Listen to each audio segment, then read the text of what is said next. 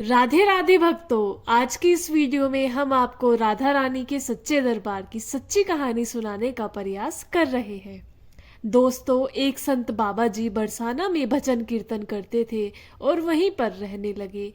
हर रोज सुबह उठकर यमुना जी में स्नान करके राधा रानी के दर्शन करने जाया करते थे। यह नियम हर रोज का था। बरसाना में बसने का मकसद ही राधा रानी का भजन करना था। जब तक राधा रानी के दर्शन नहीं कर लेते तब तक वह जल भी ग्रहण नहीं करते। ये उनका पक्का नियम था। आपके आसपास भी कोई मंदिर होगा जहाँ पर आप सुबह स्नान करके नियम से मंदिर जाते होंगे। इसी प्रकार बाबा जी को दर्शन करते करते तकरीबन उनकी उम्र 80 वर्ष हो गई थी।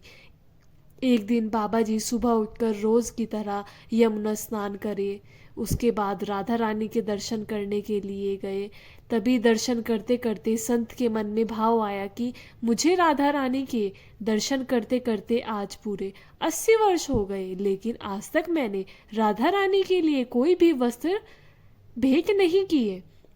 लोग राधा रानी के लिए नारियल लाता है, कोई चुनरिया लाता है, कोई बिंदी लाता है और कोई चूड़ी लाता है। भक्त कुछ न कुछ लाते ही है। खाली हाथ किसी के यहाँ जाना ठीक भी नहीं है। मुझे 80 वर्ष हो गए, लेकिन मैंने आज तक राधा रानी को कुछ भी वस्त्र नहीं दिए।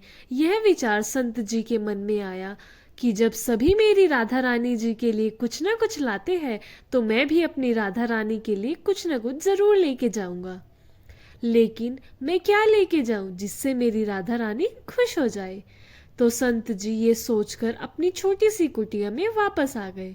पूरी रात सोचते सोचते संत जी को सुबह हो गई। संत जी उठे, उठकर स्नान करा और अपनी कुटिया में राधा रानी के दर्शन पूजा करी। दर्शन करने के बाद मार्केट में जाकर सबसे सुंदर लहंगा चुनरिया का कपड़ा लाए और अपने हाथों से सिला। सुंदर से सुंदर घोटा लगाकर लहंगा चुनरिया को सजाया।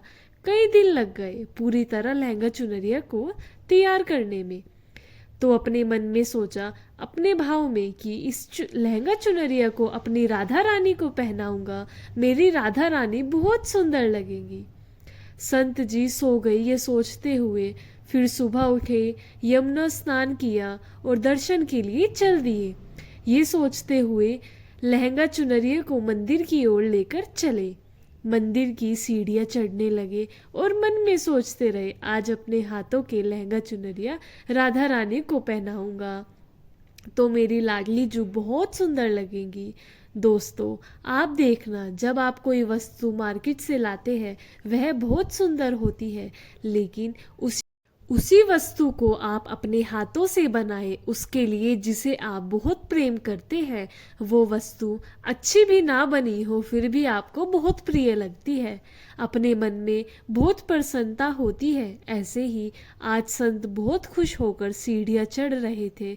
इतने में एक बरसाना की छोटी सी किशोरी बच्ची आई और बाबा से कहती है, आप आज बहुत खुश लग रहे हो। बाबा, बताओ ना आप क्यों इतने खुश हो। तो बाबा ने कहा, गुड़िया, आज मैं बहुत ही खुश हूँ। आज मैंने अपने हाथों से राधा रानी के लिए लहंगा चुनरिया बनाया है। इस लहंगा चुनरिया को राधा रानी को पहनाऊंगा और वो बहुत प्यारी लगेंगी। तभी उस किशोरी ने कहा, बाबा मुझे भी दिखाओ ना अपने लहंगा चुनरिया कैसी बनाई है। बाबा ने उस किशोरी को दिखाई। अब लहंगा चुनरिया देखकर बोली, अरे बाबा, राधा रानी के पास तो बहुत सारी पोशाक है, सारी दुनिया उनके लिए लेकर आती है, पर मेरे पास नहीं है। आप ये मुझे दे दो ना। संत जी बोले, बेटी, तुमको मैं दूसरी मार्केट से दिलवा दूंगा। ये तो मैं अपने हाथ से बनाकर अपनी राधा रानी के लिए लाया हूँ। तुमको और कोई दिलवा दूंगा जो तुम्हें पसंद होगी। लेकिन वह किशोरी नहीं मानी और जिद करने लगी, मुझे दे दो, मुझे दे दो। साथ साथ संत जी भी नहीं माने, वह भी जिद करने लगे। पर वो बच्ची इतनी तेज थी कि संत जी के हाथों से लहंगा चुनरिया छीन के भाग गई। अब तो बाबा को बहुत दुख हुआ और कहने लगे, मैंने आज तक राधा रानी को कुछ भी भेंट नहीं दिया। भेंट लेके आया तो वो बच्ची लेकर भाग गई। मेरा तो नसीब ही खराब है। यह सोचकर संत उसी सीढ़ियों पे बैठकर रोने लगे। इतने में कुछ भक्तजन वहां आए और पूछा, क्या हुआ बाबा जी?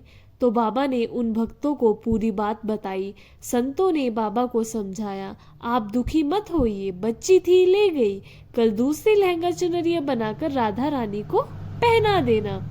चलो अब राधा रानी के दर्शन करते हैं। तो इस प्रकार भक्तों ने संत जी को समझाया और राधा रानी के दर्शन को लेकर चले गए। तो रोना तो बंद हो गया, लेकिन मन खराब हो गया, क्योंकि कामना पूरी नहीं हुई ना।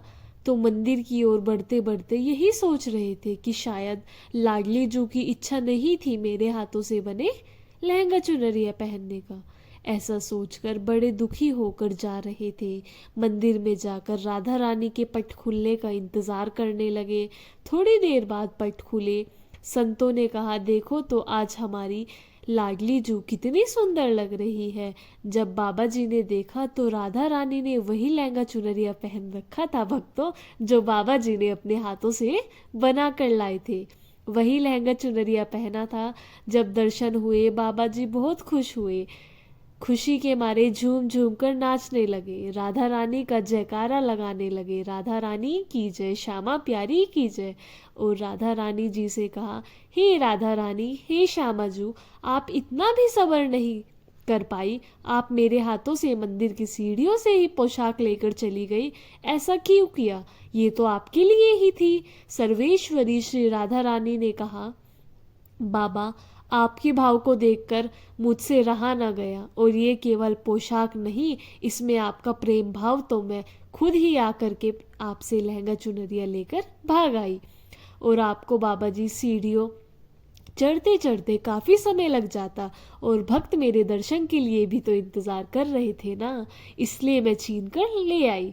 इतना सुनकर बाबा भाव विभोर हो गए और बाबा ने उसी समय किशोरी जी का धन्यवाद किया। सभी दर्शन करने वाले भक्तजन दंग रह गए। बाबा जी, आपका जीवन राधा रानी ने सफल बना दिया। भक्तों, तो देखा आपने कैसे हमारी राधा रानी अपने भक्तों पर कृपा करती है। एक बार राधा रानी के नाम का जयकारा अवश्य लगाए। राधा रानी की जय, श्यामा प्यारी की जय। वीडियो अच्छा लगे तो लाइक करें, चैनल को सब्सक्राइब करें, और आप सभी को राधे राधे, जय श्री राधे।